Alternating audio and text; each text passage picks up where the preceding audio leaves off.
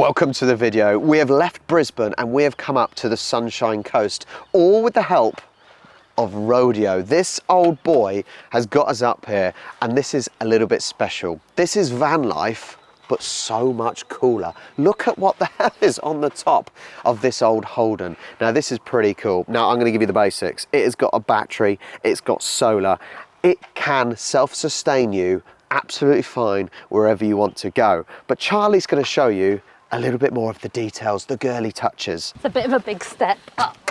Right, come inside, Rodeo. Nice bed, 2 seating areas, yoga mat. What more could you need? Well, apart from a toilet. That is the only thing we're missing, but that's all right. It's very pretty, it's all wooded out. I was gonna say, it's really rustic, it's but I like cozy. that. You've got the right stuff, sockets for charging, the solar panels down there. So I actually think it'll be perfectly good for us to stay at campsites. So there's an interesting story about us actually wanting to try van life, because Charlie, you love watching other people on YouTube going around in their vans, right? And for you, it's something you would love to do. Yeah.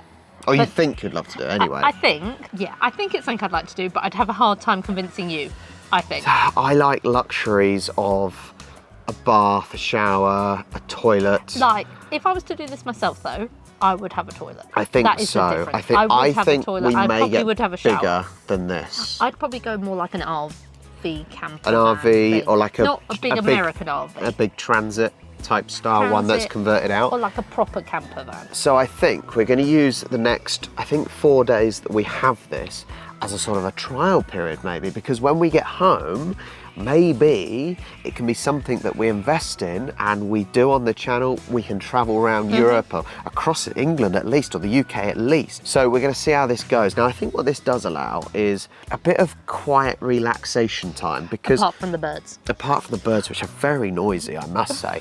But I think if you do this sort of life, you relax a little bit more. You have to spend time together. Are you looking forward to that? Yeah. You spent the last 2 weeks with me. But you've got to find things to do to entertain yourselves, rather than if you're in a city where you go out for a restaurant or whatever. With this life, you have to be self-sufficient. We've got to cook our own dinner because there is nowhere around. Exactly, but that's we are having going to be instant noodles that's tonight going to be an because experience. It's easy first night. It's going to be an experience, and it's going to really test us out. And if you need a wee in the middle of the night, we've got to go over to the huts. Luckily, we are quite close. One thing I find interesting though is that in the UK, you can basically stop your camper anywhere you like, other than, say, a car park where it says no camping. But you can park up anywhere, in a lay-by, next to the beach, in the woods, wherever you want. However, over here, you cannot do it. You can't park on public roads, public lay-bys, there are by the beach. Some places, so we are downloading, the lady we've rented this from has given us an app to try. So we are going to try our hand. So we've put 2 nights on this site. Yeah. We're not in the same spot both nights, but we've put 2 nights here. And then I think the other 3 nights we need to try and do some wild camping kind of thing. Really push a little bit of our I'd like to be able to stay at the beach. That is like my dream. Be able to open the back door and lay in bed in the morning with the beach there. The beach there. That is the goal. So we're going to enjoy the rest of the evening. I'm going to crack open a bottle of wine that I bought. We might play on the Nintendo Switch, which is sort of still electronics. It's not exactly old school cards, is it? Obviously, last year I brought a book with me, and it stayed in my bag the whole 3 weeks. You could have used it. I didn't bring one, and actually this is the ideal time. Like, I would sit there and read a book, because you will happily play on the Switch on your own. That doesn't bother you. So in the morning, we are going to the Glass House Mountains. We've seen them as we've driven past, because we've driven past Australia Zoo, where we'll also be going. But tomorrow we'll be going to the Glass House Mountains, which look beautiful from the distance as you're driving past. So we're going to enjoy that. Hopefully you guys will all enjoy that, and we'll see you in the morning. Good morning, everyone. We have a sunny day finally. We have not had many sunny days in Australia so far, but today is one of them. And we're going to take this opportunity to drive over to the Glass House Mountains and see what amazing, beautiful sights we can find. How did we sleep last night? Good. We slept all right. It was okay. It was surprisingly pretty comfy. It's compact. Could do with some modernisation for sure, but actually it's serving us very, very well. You ready to go? Yep, I'm ready to go. Yes, we are back in rainy England. Now, you know that we travel a fair bit on our channel, and today's sponsor comes in very handy. There are often two problems. One, we have to access a lot of public Wi-Fi, and secondly, there are a lot of programs we can't watch because they're geo-locked as we're in a different country. But today's sponsor, NordVPN, solves those problems. First of all, when you activate NordVPN, you're not going to get struck down by those malicious hackers when you're on public Wi-Fi.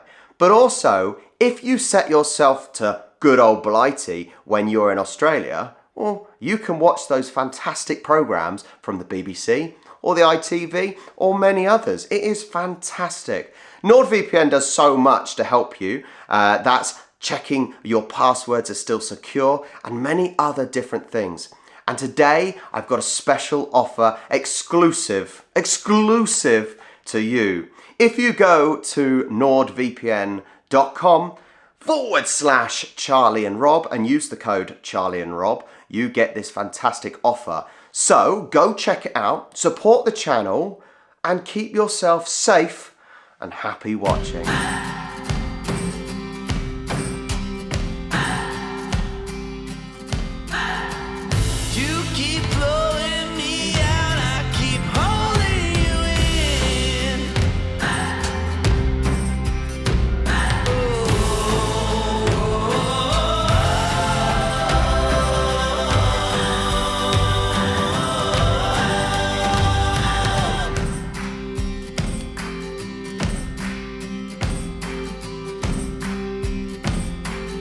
We are in the Glasshouse Mountains in the Sunshine Coast, and this is absolutely beautiful, right? It is actually breathtaking, the views. They're stunning.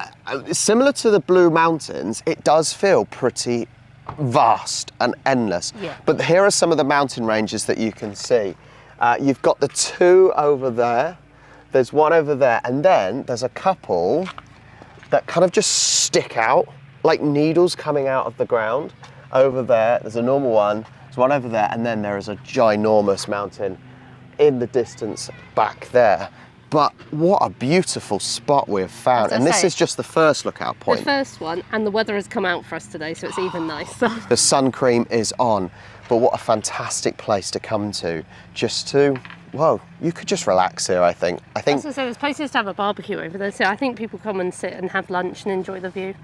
But or this dinner. it's just breathtaking, right? Really stunning. Just so you can get a size guide of these different mountains. Over there, those two, I'm going to try and do my best with pronunciation as well. So the Tun Bu Budla, the one on the right is 296 metres and the one on the left is 338. Okay, keep coming round, keep coming round. Well, no, we're going over here. Then, in the distance over there is the Beerburrum, which is 280 metres. Then the big sticking out mountain there is, I think that's the Tibrogargan. That's 364 over there. Then we go around, let's keep going to the cool one. Then, that one really, the needle sticking out there, the Cunurin, that's quite tricky to say, is 377 metres, but the big ginormous one between the trees there, the Birua, is 556 metres. I don't think you can get to the top of that, I really don't think so, but that is absolutely ginormous, and it's just beautiful how all of the individual ones are just sticking out the ground. It's not one big giant mountain, it is little individual ones that reach so high, and what a beautiful sight we've got. In 2006, 10 of the peaks here at the Glasshouse Mountains became a National Heritage Site because they are the best example of sub-volcano formations in Australia.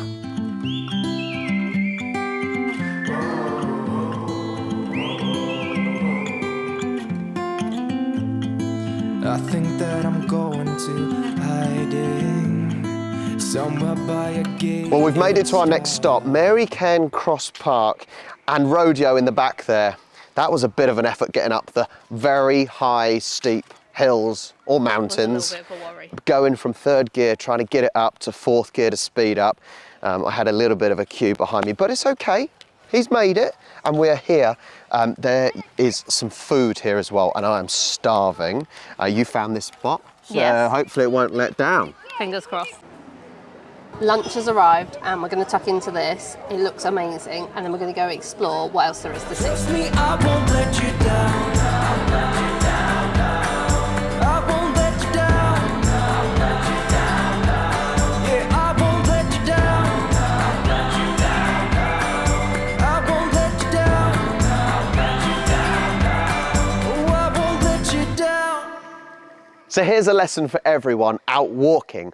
Always look up, because I have found a wampu. And you may be thinking, what is a wampu? So Google it, but also it's the largest dove in its species and is nesting just up there. How cool of a find is that? We've spotted more wildlife, it's so exciting. There's a pademelon just hopping along the path up there. It did go some distance, didn't it? Yeah, we saw it sat down for ages and managed to get some nice photographs, but it's amazing all the wildlife we're seeing actually in the wild today. There's another one just here. Look at him. A cute little pademelon. How adorable. And this is the sort of thing we're finding just out on a walk in Australia. I have never seen a tree trunk like this. Apparently, according to science, this is a bouillon or brown tulip oak. But look how thin the roots. I assume this is the roots. I don't really know. Look how thin it is. I've never seen anything like this before. There are some really cool trees. So ones where it's almost the thin roots that go up into one all around here. But this is an excellent walk, I can say that. Well done, Chaz. Next stop, we have found a rock pool with a waterfall called Gardener's Fall. And we're going there now. I don't know how busy it's going to be. There's a fair few cars in the car park. We are wearing our swimming stuff because we've seen everyone looks like they have been swimming. I've never done like this type of activity, you know, rock pooling. Is that what you'd call it? Or maybe waterfalling. I don't know. Whatever you call it, I've never done it yet. I'm hoping the water's warm. I doubt it. All I'm going to say is I doubt it's going to be warm. However, apparently there is a rope swing that you can rope swing in, so I might give that a go because I'm a big brave boy. Let's see what it's like. Do you know what? I'd absolutely love to get in there and do the swing. The problem is I can't swim. Yes, I cannot swim. And I just asked the girl that jumped in, I said, how deep? Yeah, I can't touch the floor, she said. So I'm a bit, I don't know. I'm very hesitant. Charlie's the brave one to go first. Are you ready? Oh, oh. This may be a bit me being soft. This is always an issue I've had. I can't swim. I've never learnt to swim. And I have a serious panic around water. And Charlie is really, really brave. And sometimes I hold her back. And basically this is as much as I'm doing. And I just wish I was these people jumping off the cliff and jumping off the rope. It would be so fun. Charlie's trying to reassure me. I just really wanted to do it. And I looked down, everyone can swim so well. And it's effortless to them. But Charlie, this is your way to make me feel better. Go on. I think it's quite difficult. If you had like a rubber ring, that would be fine. But the issue is, it's the shock of the cold is one thing. The fact you can't reach the bottom is another thing. You like to hold your nose. I have You're to. holding that. If water goes up my nose, I'll start choking. Yeah. But you think the Aussies learn to swim, don't they? Yeah. And we don't necessarily, like a lot of children have swimming lessons. Like, I was not one of them. It is now on the curriculum. Is it? Yeah, so they do, but I think you do it for one term. You do it once a week, so it's basically nothing. Oh, I had swimming lessons in primary school, but I was always in the worst group. Yeah. Where you literally hold on to the side. But it's not necessarily a thing that every parent teaches their child to swim. It is like. But I think in Australia, I reckon it is the done thing for most children to do to learn to swim. So maybe when I get home, I We might need have to to get you have some adult swimming lessons. It's so embarrassing though that I can't swim. Well, we're on the road again, sort of, but this is a problem you've got with van life in Australia. You have to find somewhere to stay in terms of a holiday park or something like that. Whereas in the UK, you park wherever you like, pretty much. So we're scouring to see where is open. We've tried a couple of places which are full, and we want to go to the Sunshine Coast nearer the sea. We'll keep trying and we'll keep you updated. That was a lot of effort. We are not going by Noosa Beach like we wanted to because everywhere is full. We are going, where are we going? Near Umundi Market. Umundi Market, which we were planning on. I'm saying that right. Yeah, we were planning on going there tomorrow anyway, so it saves a journey. Right, we got to be quick before they close and we'll get there. Let's go. Well, we've arrived in Cooroy at the RV park, and I must say, Rodeo is a little bit more unique than all the other luxurious campers around. There is even like a tour bus style one down the end there, which looks pretty cool, but everyone gives us the attention because it's pretty unique. Now, we got here quite late. I think we're probably going to have some noodles for dinner. There's a place that I can heat up some water. So we'll see you probably when it gets a bit dark, and we'll tell you how our day has been in an RV. Well, thank you very much for joining us for our first couple of days in van life. It's been an experience, but we still have more to go. I want to get this down to the beach. I think we're going to head to Noosa, get to Marketplace, and that'll all be in the next video, hopefully. So yeah, stick with us. Please do make sure you like and subscribe, and we'll catch you next time. Bye.